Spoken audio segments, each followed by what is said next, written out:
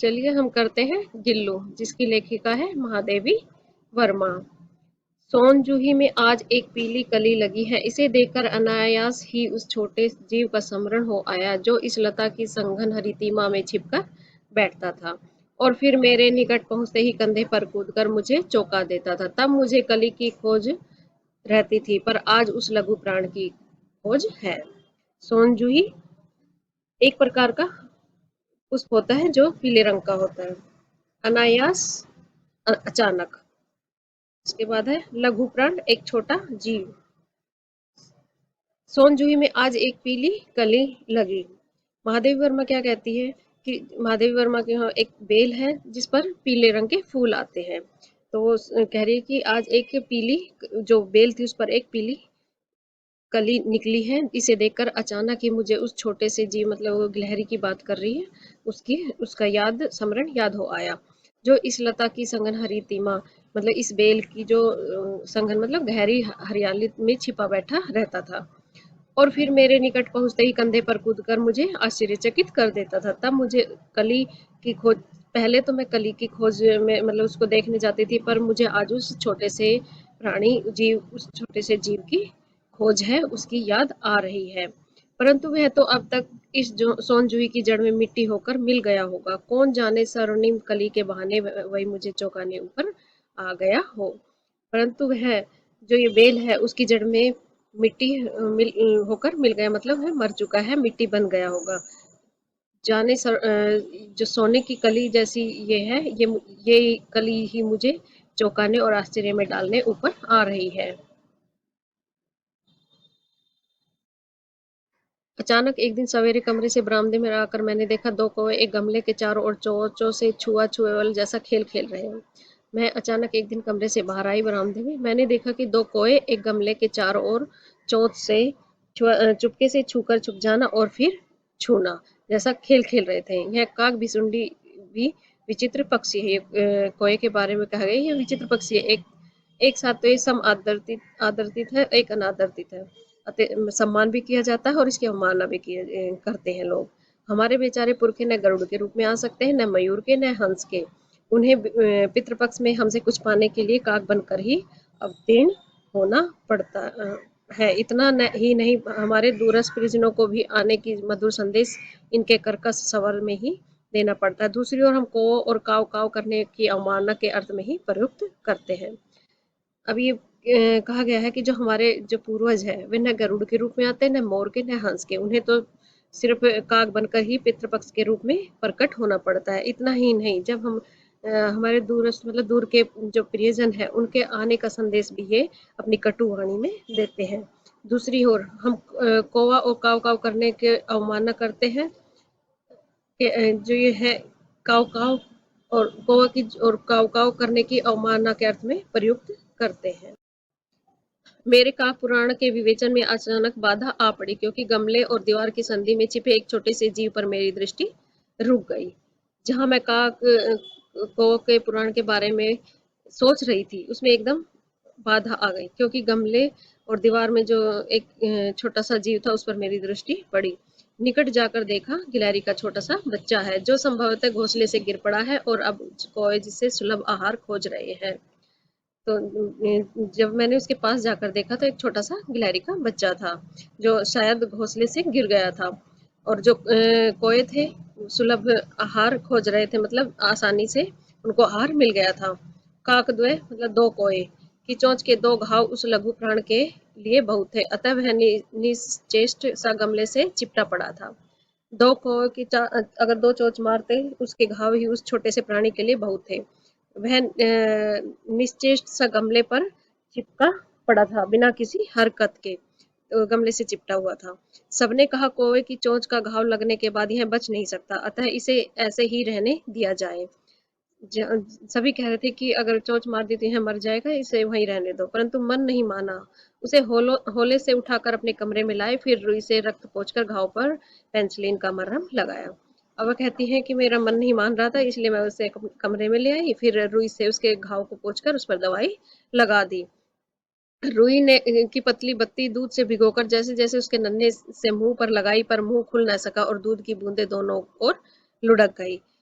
जब मैं उसको दवाई लगा दी तो रुई की बत्ती बनाकर उसमें दूध में भिगोकर उसके मुंह पर लगाना चाहा, लेकिन मैं मुंह नहीं खोल रहा था और वो जो दूध की बूंदें थी वो नीचे लुढ़क आई थी।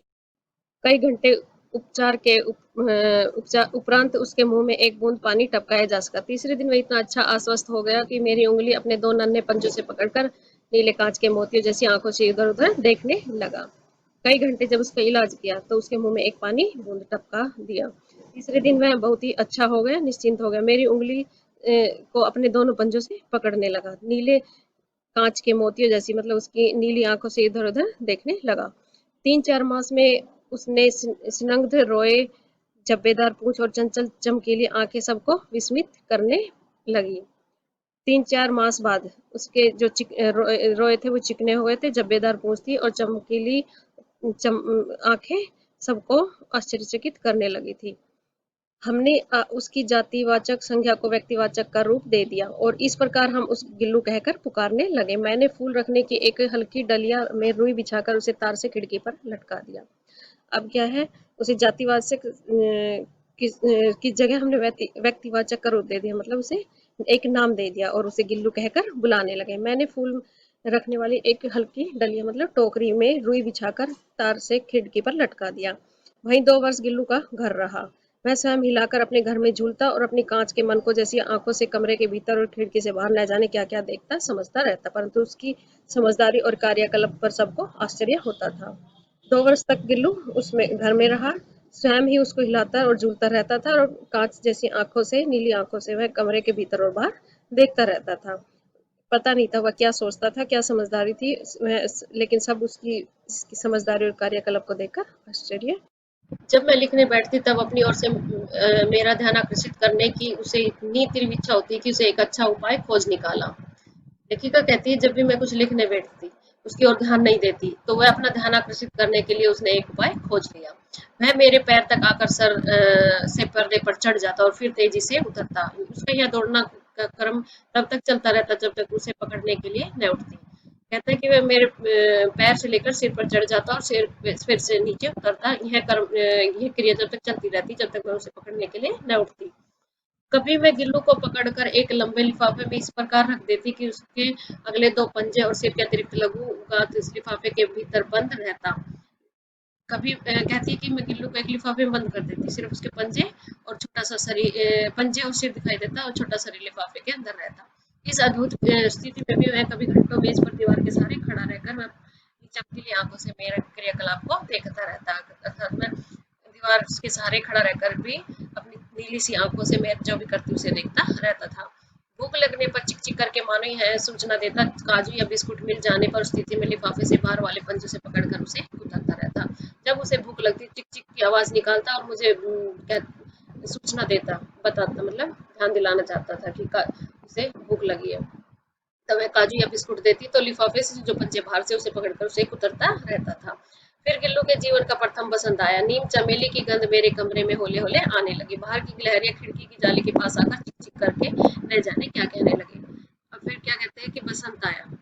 नीम चमेली की गंध, मतलब जो भी खुशबू है वो मेरे कमरे में आने लगी थी। बाहर की गिलहरियां खिड़की की जाली के पास आकर चिक चिक की आवाज करने लगी थी। गिल्लू को जाली के पास बैठकर अपनेपन से बाहर झांकते देखकर मुझे लगा इसे मुक्त करना आवश्यक है। जब गिल्लू जाली के बाहर बैठकर उन सब क्रियाओं को देखता था तो मुझे लगा इसे छोड़ देना, मुक्त कर देना, आजाद कर देना आवश्यक है।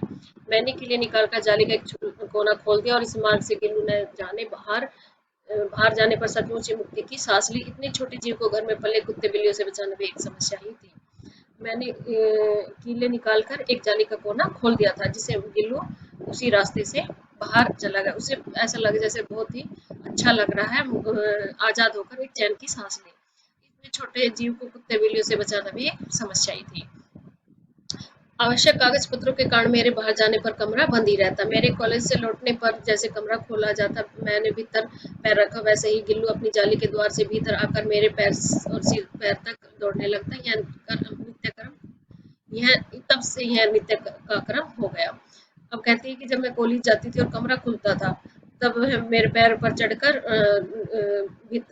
पैर पर चढ़ जाता और वह गिल्लू अपनी जाली के द्वार से फिर अंदर आता, मेरे पैर से फिर वही कार्य करता रहता, पैर से मेरे कमरे से बाहर जाने पर गिल्लू भी खिड़की की खुली जाली की राह बाहर चला जाता और दिन भर गिलहरियों के झुंड का नेता बन हर डाल पर उछलता कूदता रहता और ठीक 4 बजे वह खिड़की से भीतर आकर अपने झूले में झूलने लगता।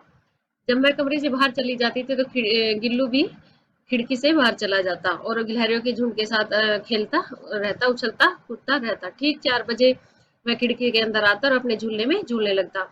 मुझे चौंकाने की इच्छा में उसने न जाने कब और कैसे उत्पन्न हो गई थी। कभी फूलदान के फूलों में छिप जाता, कभी पर्दे की चुन्नट में छिप जाता और कभी सोनजुई की पत्तियों में छुप जाता था।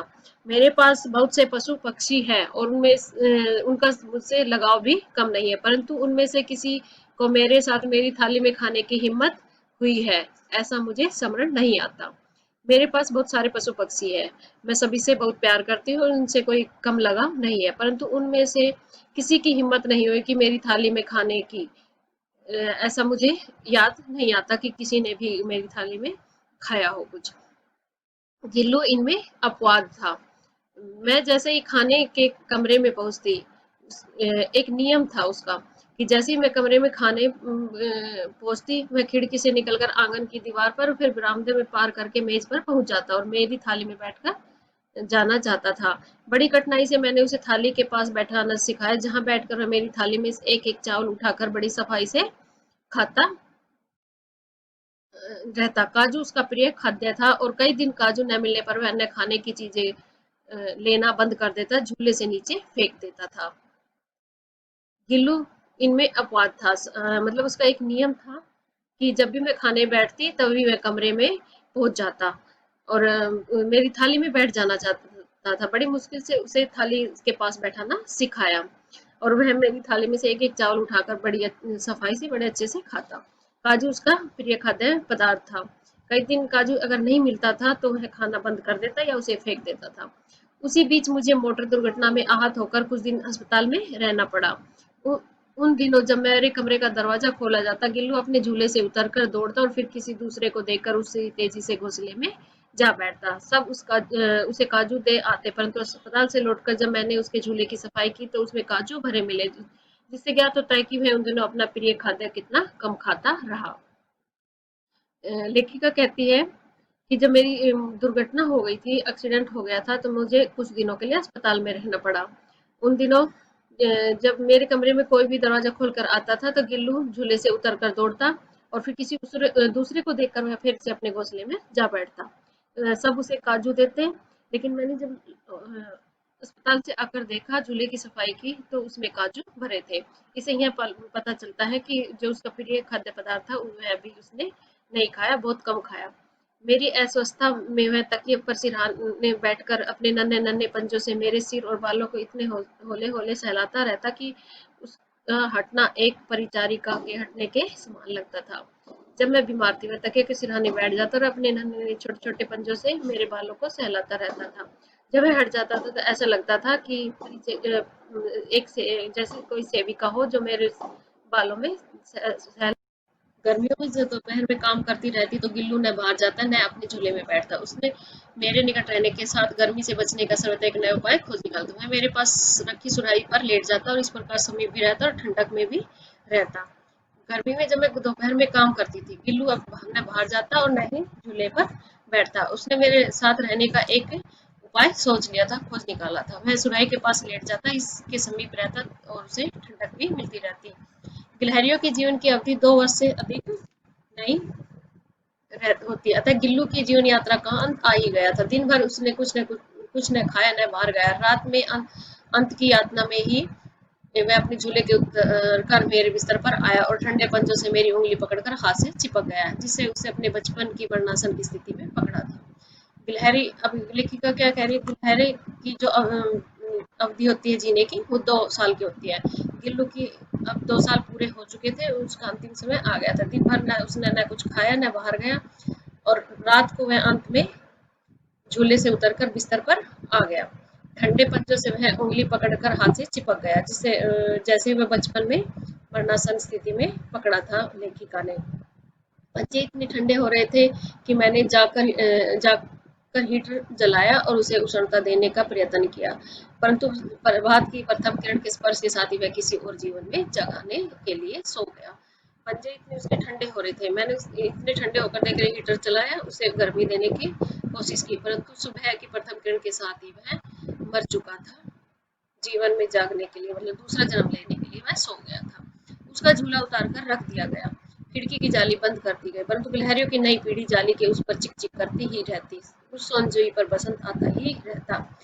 अब जब गिलहरी का बच्चा मर चुका था तो लेखिका कहते हैं उसका झूला उतार दिया, खिड़की की जाली भी बंद कर दी थी, परंतु गिलहरी की जो नई पीढ़ी थी वो चिक चिक आवाजें करती रहती थी और सोनजुई पर भी हमेशा फूल आते रहते थे बसंत में। सोनजुई की लता के नीचे गिल्लू की समाधि दी गई। जो सोनजुई की बेल थी उस पर उसके मिट्टी में उसको दाब दिया था, इसलिए भी उसे वह लता अधिक प्रिय थी, इसलिए वह उसे लघुगात का किसी बासंती दिन और जूही की पिताब का जैसे छोटे फूल में खिल जाने का विश्वास मुझे संतोष देता था। लेखिका कहती है कि जो गिल्लू था उसको उस सोनजुई की जो मिट्टी थी उसी में दबा दिया गया था, इसलिए उसे वह लता बहुत ही जो बेल थी बहुत ही प्रिय थी। इसलिए भी उस लघुगात का मतलब छोटे से शरीर वाले का किसी वासंती दिन और जूही के पीताम्ब छोटे फूल में खिल जाने का विश्वास मुझे संतोष देता था। जूही पर जब जो पीले पीले जो फूल आते थे वह बहुत ही अच्छे लगते थे, खिल जाने का विश्वास भी होता था और लेखिका को बहुत ही संतोष देता था। सोनजूही में लगी पीली कली को देखकर लेखिका के मन में कौन से विचार उमड़ने लगे? उत्तर: सोनजूही में लगी पीली कली को देखकर लेखिका के मन में यह विचार आया कि गिल्लू सोनजूही के पास ही मिट्टी में दबाया गया था, इसलिए वह अब मिट्टी में विलीन हो गया होगा। उसे चौंकाने के लिए सोनजूही के पीले फूल के रूप में फूट आया होगा।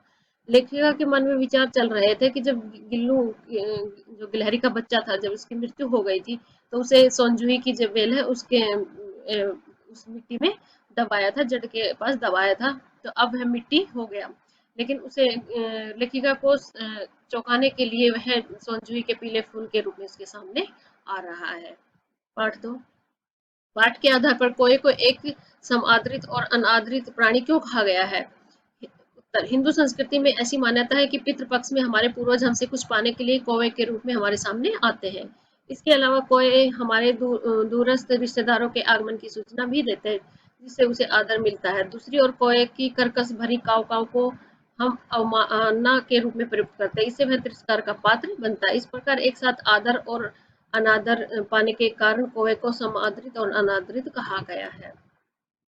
इसमें लेखिका कहती है कि एक तरफ तो कौवे को सम्मान दिया जाता है, दूसरी तरफ उसका अनादर भी किया जाता है, क्योंकि जो पक्ष जो हमारे पूर्वज होते हैं, पितृपक्ष होते हैं, मरे हुए जो हमारे पूर्वज होते हैं, वे कौवे बनकर ही हमारे पास आते हैं, या फिर कभी कोई रिश्तेदार की सूचना भी ये कौवे देते हैं, तो इसलिए इसे इनका सम्मान किया जाता है। दूसरी ओर ये कर्कश की कड़वी काव काव करते हैं, तो ये हमारे चुभने वाली आवाज होती है, जिसके कारण वह तिरस्कार का पात्र बन जाता है। गिलहरी के घायल बच्चे का उपचार किस प्रकार किया गया? उत्तर: महादेवी वर्मा ने गिलहरी के घायल बच्चे का उपचार बड़े ध्यान से ममता पूर्वक किया। पहले उसे कमरे में लाया गया, उसका खून पोंछकर घाव पर पेनिसिलिन लगाई गई, उसे रुई की बत्ती से दूध पिलाने की कोशिश की गई, परंतु दूध की बूंदें मुंह के बाहर से लुढ़क गई। कुछ समय बाद मुंह में पानी टपकाया गया। इस प्रकार उसका बहुत कोमलतापूर्वक उपचार किया गया। गिलहरी के बच्चे का अब ये कह रही है कि कैसे उपचार किया। महादेवी वर्मा ने पहले इस बच्चे को अपने कमरे में ले आई, उस कमरे में लाकर जो उसके घाव थे उस पर दवाई लगाई, दवाई लगाकर रुई से उसे दूध पिलाने की कोशिश की, लेकिन वह दूध नहीं पी रहा था। लेकिन कुछ समय बाद उसके पानी टपकाया तो उसने पी लिया। लेखिका का ध्यान आकर्षित करने के लिए गिल्लू क्या करता था? उत्तर: लेखिका का ध्यान आकर्षित करने के लिए गिल्लू उसके पैर तक आकर सर से पर्दे पर चढ़ जाता और तेजी से उतरता है। वह ऐसा तब तक करता जब तक लेखिका उसके पकड़ने के लिए न उठ जाती। दूसरा है, भूख लगने पर वह चिक चिक की आवाज करके लेखिका का ध्यान खींचता था। क्या करता था? लेखिका का ध्यान जब वह बैठी रहती थी तो कभी उसके पैर पर चढ़कर सिर पर चढ़ जाता और कभी सिर से फिर नीचे उतर आता था, ताकि जो लेखिका था उसका ध्यान उस पर जाए, और जब भूख लगती थी तो वह अपनी आवाज में लेखिका के ध्यान को खींचता था। प्रश्न 5, गिल्लू को मुक्त करने की आवश्यकता क्यों समझी गई और उसके लिए लेखिका ने क्या उपाय किया? महादेवी ने देखा कि गिल्लू अपने हिसाब से जवान हो गया था, उसका पहला बसंत आ चुका था। खिड़की के बाहर कुछ गिलहरियां भी आकर चिक चिक करने लगी थी। गिल्लू उनकी तरफ प्यार से देखता रहता, इसलिए महादेवी ने समझ लिया कि अब उसे गिलहरियों के भी स्वच्छंद विहार के लिए छोड़ देना चाहिए। लेखिका ने गिल्लू की जाली की एक कील इस तरह उखाड़ दी कि आने जाने का रास्ता बन गया। वह अब वह जाली के बाहर से अपनी इच्छा से आ जा सकता था। लेखिका ने देखा जब वह अंदर बैठा रहता तो खिड़की से बाहर और गिलहरियों को देखता रहता था। इसे लेखिका समझ चुकी थी कि अब उसको छोड़ देना चाहिए ताकि वह स्वच्छंद रूप से बाहर अन्य गिलहरियों के साथ खेल सके। गिल्लू ने किन अर्थों में परिचारिका की भूमिका निभा रहा था? लेखिका एक मोटर दुर्घटना में आहत हो गई थी। अस्वस्थता की दशा में कुछ समय बिस्तर पर रहना पड़ा था। लेखिका की ऐसी हालत देख गिल्लू परिचारिका की तरह उसके सिरहाने तकिए पर बैठा रहता और अपने नन्हे पंजों से उसे के सिर और बालों को इस तरह सहलाता मानो कोई परिचारिका हो, कोई सेविका हो। गिल्लू की किन चेष्टाओं से अभ्यास मिलने लगा था कि उसका अंत समय समीप है? उत्तर, एक तो था उसने दिन भर कुछ भी खाया नहीं था। दूसरा है वह रात को अपने झूला छोड़कर देवी महादेवी के बिस्तर पर आ गया और उनकी उंगली पकड़कर हाथ से चिपक गया था। प्रभात की प्रथम किरण के स्पर्श के साथ ही वह किसी और जीवन में जागने के लिए सो गया का आशय स्पष्ट कीजिए। आशा यह है कि गिल्लू का अंत समय निकट आ गया था। उसके पंजे ठंडे हुए थे, उसमें ने लेखिका की उंगली पकड़ रखी थी। उसने उष्णता देने के लिए हीटर जलाया। रात को जैसे तैसे बीती, परंतु सवेरा होते गिल्लू के जीवन का अंत हो गया था। प्रभात की प्रथम किरण के स्पर्श के साथ, अब ऐसे क्या है, गिल्लू का जो अंत समय था वो निकट, मरने का समय निकट आ गया था। उसके पंजे ठंडे हो गए थे, लेकिन लेखिका उसके गर्मी देने के लिए हीटर चलाती है। लेकिन रात तो बीत गई, सवेरे होते ही गिल्लू का अंत हो गया था, उसकी मृत्यु हो गई थी। सोनजूही की लता के नीचे बनी गिल्लू की समाधि से लेखिका के मन में किस विश्वास का जन्म होता है? सोनजूही की लता के नीचे गिल्लू की समाधि बना दी, इसके लेखिका के मन में विश्वास जम गया कि एक न एक दिन यह गिल्लू इस सोनजूही की बेल पर पीले चटक फूल के रूप में जन्म ले लेगा। लेखिका को अकस्मात किस छोटे जीव का स्मरण हुआ है और कैसे? लेखिका ने देखा कि सोनजही पर पीली कली आ गई है। यह देखकर उसे अकस्मात छोटे जीव गिल्लू का स्मरण हो आया। सोनजूही की इसी सघन हरियाली में गिल्लू छिपकर बैठता था और जो अचानक लेखिका के कंधे पर कूदकर उसे चौंका देता। लेखिका को लगा कि पीली कली के रूप में गिल्लू ही प्रकट हो आया है।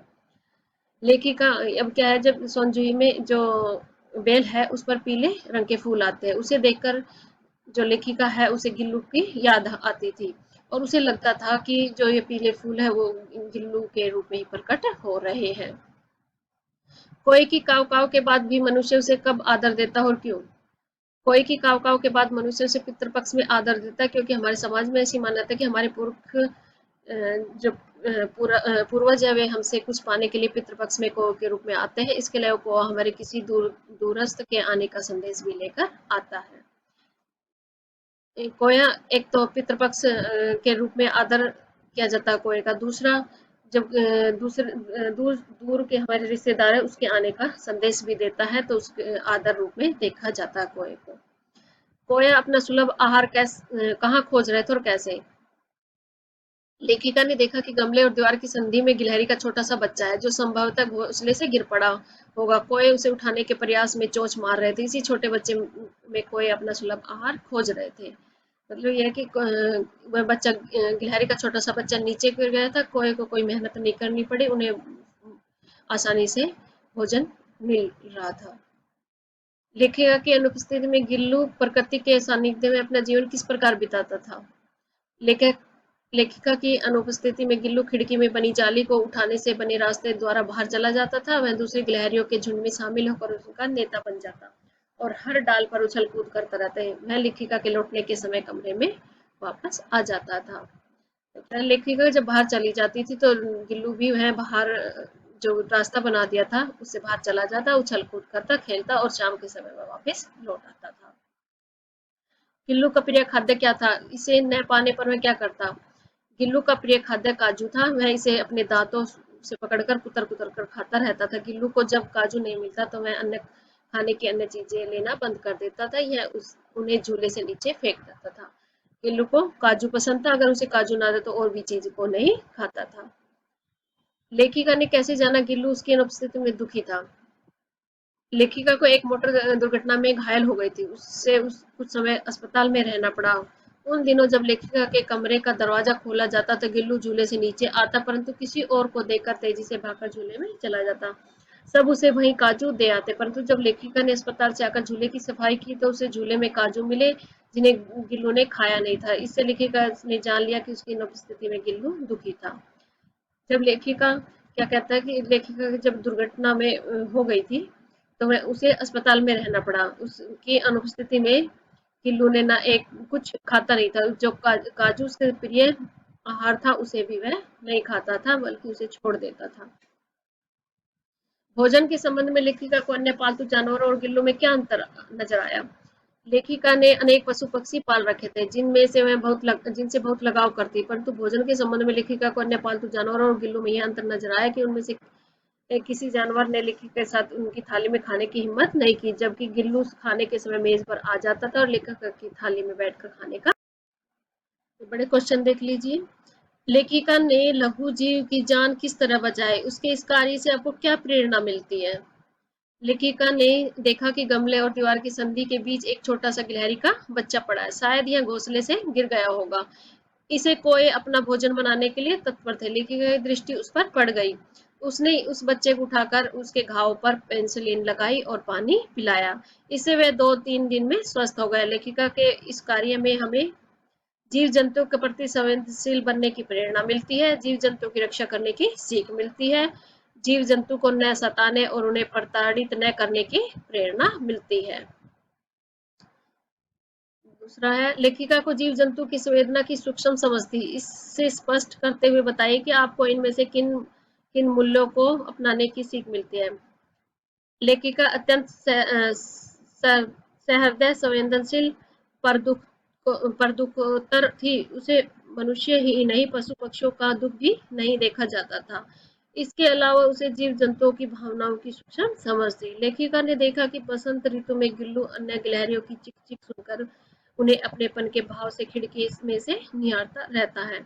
लेखिका ने तुरंत कीले हटवाकर खिड़की की जाली से रास्ता बनवा दिया, जिसके माध्यम से वह बाहर जाकर अन्य गिलहरियों के साथ उछल कूद करने लगा। इससे हमें जीव जंतु की भावनाएं समझने, उनके प्रति दयालुता दिखाने और जीवों को उनके प्राकृतिक आवास में बचाने की प्रेरणा मिलती है।